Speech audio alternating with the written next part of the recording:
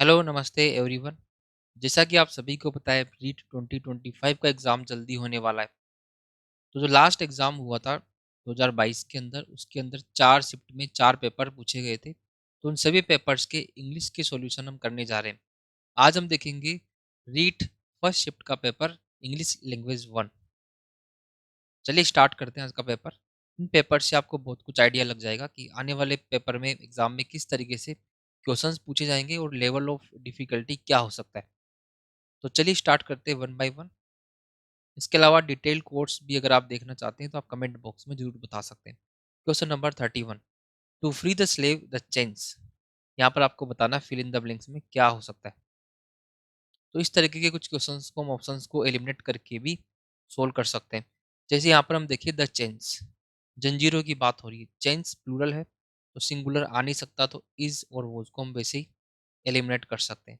और बीइंग के बाद थर्ड फॉर्म कभी आता नहीं है, आईएनजी फॉर्म का यूज करते हैं। ये भी गलत हो गया। हमारे पास सिर्फ एक ऑप्शन बचता है, हैड बीन रिमूव्ड। यहाँ पर आपको डिटेल सॉल्यूशन देखने की जरूरत इसलिए है क्योंकि यहाँ से आपको बहुत कुछ आइडिया लग जाएगा कि किस तरीके से कितने डिफिकल्ट क्वेश्चन यहाँ पर आते हैं और इनका डिफिकल्टी लेवल आगे क्या वेरी कर सकता है। तो यहाँ पर आंसर होगा हैड बीन रिमूव्ड, कि गुलाम को आज़ाद करने के लिए चेन्स को या फिर जंजीरों को हटा दिया गया। Question number 32, the convict by the neck till death was the verdict. फैसला ये था कि कन्विक्ट जो अपराधी था उसको फांसी पर लटकाया जाएगा। हैंग टिल डेथ इसका मतलब होता है फांसी पर लटकाना। हैंग एक वर्ब होता है, इसका मतलब सिंपली लटकाना भी होता है और फांसी पर लटकाना भी होता है। हैंग का मतलब जो फांसी पर लटकाना होता है, तो इसकी सेकंड फॉर्म और थर्ड फॉर्म होती है हैंग्ड। और हैंग का मतलब सिंपली लटकाना होता है, किसी चीज़ को लटकाना, तब इसकी सेकंड फॉर्म और थर्ड फॉर्म होती है हंग। यहाँ पर करेक्ट आंसर होगा is to be hanged, option C. Is being hung, hung वाले ऑप्शन को तुम वैसे एलिमिनेट कर सकते हैं क्योंकि फांसी देने का सेंस है, तो ये तो वैसे ही गलत होगा। इज टू बीइंग हैंग यहाँ पर करेक्ट फॉर्म नहीं है, बीइंग के बाद आईएनजी आता है तो ये गलत होगा। तो यहाँ पर करेक्ट आंसर हमारा होगा ऑप्शन सी। अब देखते हैं क्वेश्चन नंबर 33।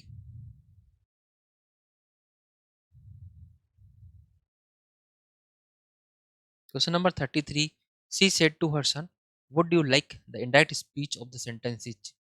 देखिए सेंटेंस का इंडायरेक्ट स्पीच क्या होगा। तो यहाँ पर हम देखते हैं ये reporting verb reported speech W H type का क्वेश्चन है। तो यहाँ पर दोनों सेंटेंस को कनेक्ट करने के लिए हम डब्ल्यू एच वर्ड का ही यूज करेंगे।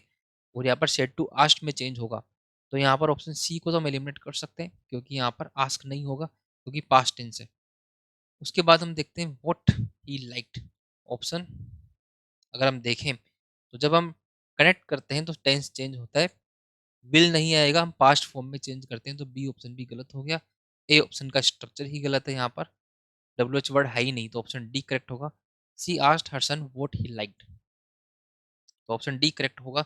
यहाँ पर ये भी आपको ध्यान रखना है, जब भी हम डायरेक्ट स्पीच में चेंज करते हैं तो इंटरोगेटिव सेंटेंसेस को हम बना देते हैं अजरेटिव, मतलब डब्ल्यू एच वर्ड के बाद डायरेक्ट हम सब्जेक्ट का यहाँ पर यूज करते हैं। करेक्ट। आगे चलते हैं question number 34, the phonetic sound of the letter underline in the word together is. यहाँ पर टी एच से जो साउंड आ रहा है उसका फोनेटिक सिंबल क्या होगा। तो टी एच यहाँ पर दय का साउंड दे रहा है और दय को हम इस सिंबल से रिप्रेजेंट करते हैं, जो यहाँ पर किसी भी ऑप्शन में नहीं है। तो वैसे तो ये क्वेश्चन गलत है, यहाँ पर ऑप्शंस ही नहीं है, आंसर तो यही होना चाहिए था, लेकिन आंसर की में ऑप्शन सी को करेक्ट माना गया। वैसे ये गलत है, यहाँ पर इन्होंने शायद यहाँ पर थोड़ा सा सिंबल सही से बनाना भूल गए, तो यहाँ पर आंसर ऑप्शन सी मानेंगे इस सिंबल के साथ। वैसे आई होप इसमें बोनस जरूर मिला होगा। क्वेश्चन नंबर 35 देखते हैं, which is the correct transcription of question. Question की ट्रांसक्रिप्शन करना है, फोनेटिक ट्रांसक्रिप्शन क्या होगा। तो क्वेश्चन को हम कैसे प्रोनाउंस करते हैं, क्वेश्चन, क्वेश्चन इस तरीके से वे का साउंड आता है। जब भी डब्लू से या किसी अदर लेटर से वे का साउंड आता है तो डब्लू सिंबल का यूज करते हैं, तो ऑप्शन ए तो गलत हो गया। ए साउंड आ रहा है, ए साउंड को हम ई से रिप्रेजेंट करते हैं, यहाँ पर करेक्ट ऑप्शन हमारा सिर्फ ऑप्शन बी बनता है, क्वेश्चन। जैसा कि आपको पता है च साउंड को हम इस सिंबल से रिप्रेजेंट करते हैं, तो ओनली च को देख के भी हम आंसर ऑप्शन बी पर लगा सकते हैं। बहुत आसान टॉपिक है फोनेटिक ट्रांसक्रिप्शन। अगर आप ये देखना चाहते हैं कंप्लीट डिटेल ट्रांसक्रिप्शन कैसे हम पढ़ सकते हैं, तो आपको इस चैनल पर एक प्लेलिस्ट मिल जाएगी फोनेटिक सिंबल्स के नाम से। Question number 36, learning is made stable and everlasting is a merit of. Learning को स्टेबल और एवरलास्टिंग बनाया जाता है, किसका एक मेरिट है, किसका एक खास बात है, विशेषता है। एवरलास्टिंग मतलब लंबे समय तक टिकने वाली। यहाँ पर हम बात करें तो स्ट्रक्चरल अप्रोच में इसी बात की हुई है।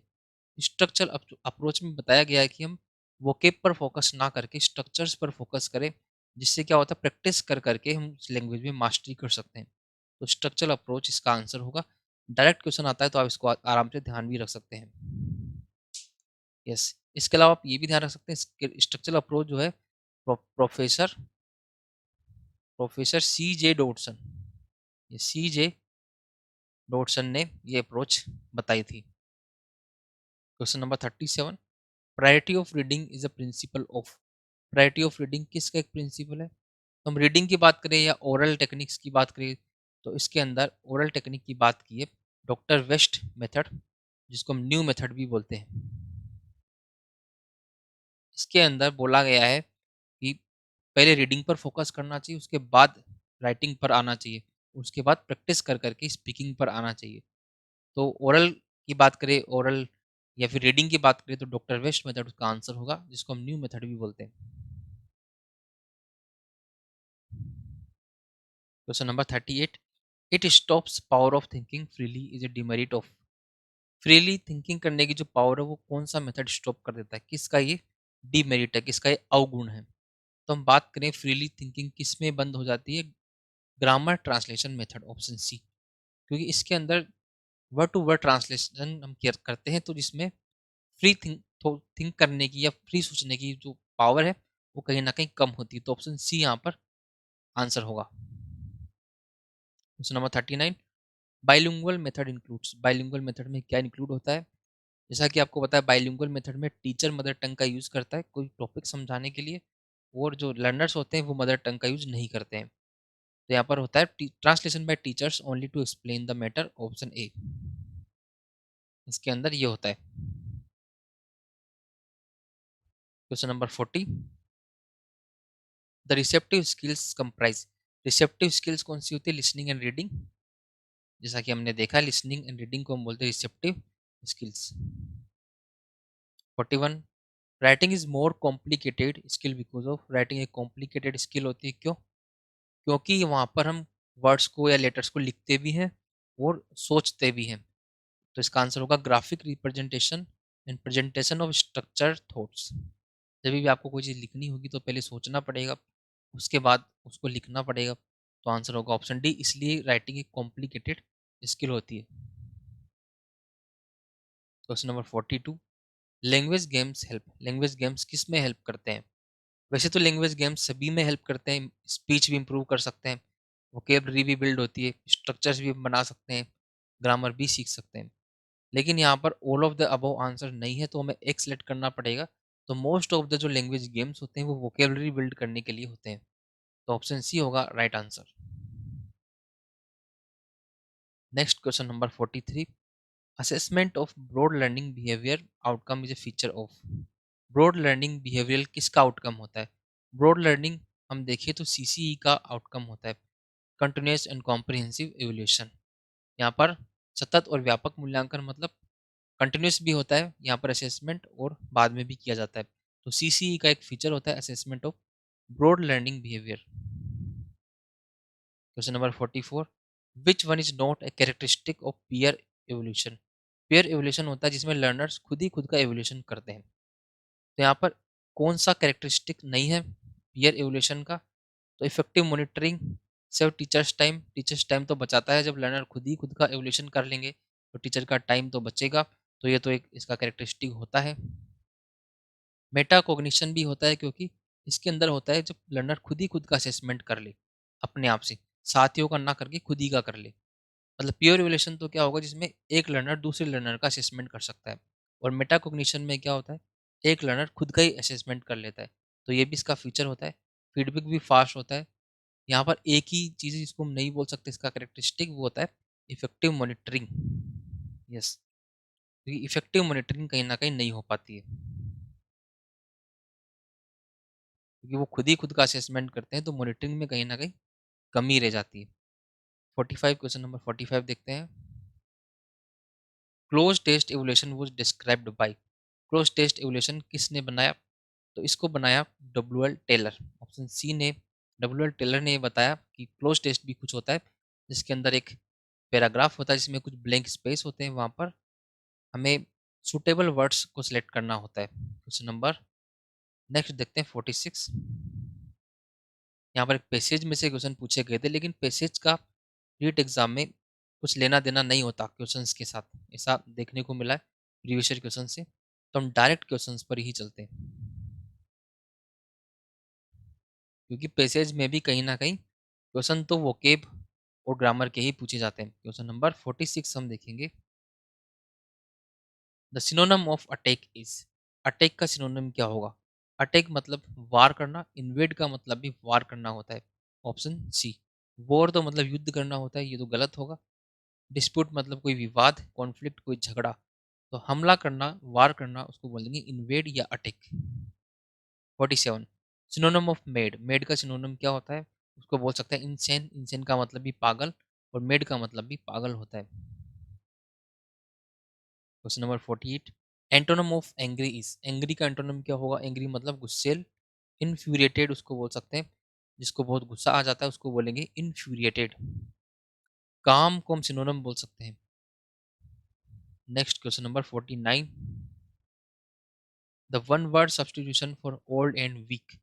ओल्ड एंड वीक, उसको हम सिनाइल भी बोल सकते हैं। ऑप्शन में सिनाइल नहीं है तो उसको हम इनफॉर्म भी बोल सकते हैं। बूढ़ा और कमजोर, उसके लिए वन वर्ड हो सकता है inform. Question number 50। The correct noun form of decide. Decide का नाउन फॉर्म होता है डिसीजन। ऑप्शन होगा हमारा सी, डिसीजन।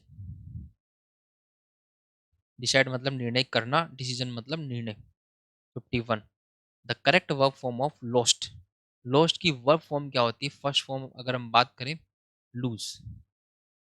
लूज को हम बोल सकते हैं हारना या खोना। तो लॉस्ट की जो वर्ब फॉर्म होगी वो होगी लूज। करेक्ट स्पेलिंग बतानी है यहाँ से, पेट्रियोटिज्म। पेट्रियोटिज्म की करेक्ट स्पेलिंग होती है ऑप्शन सी। इसके अंदर यहाँ पर टी होता है, ध्यान रखेंगे। पेट्रियोइज्म इसको हम बोलते हैं, देशभक्ति, इसको हम हिंदी में बोल सकते हैं। नेक्स्ट भी एक पैसेज है, इसके अंदर से भी कुछ क्वेश्चंस हैं, लेकिन क्वेश्चंस और पैसेज का कोई रिलेशन नहीं है, तो हम डायरेक्ट क्वेश्चंस पर ही चलते हैं। Which part of speech is happiness.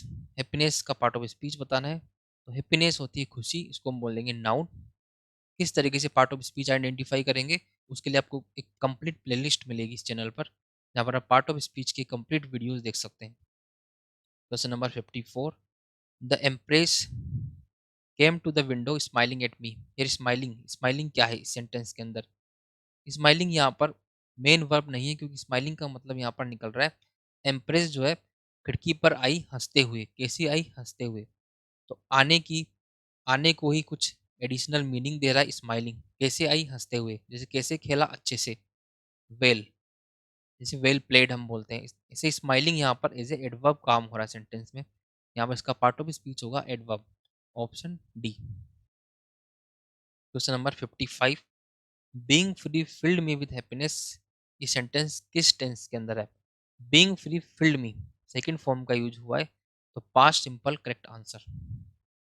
Next 56। I had to lie down, the sentence is in had to. Had to अगर हम बात करें तो हैव टू की सेकंड फॉर्म होती है हैव टू।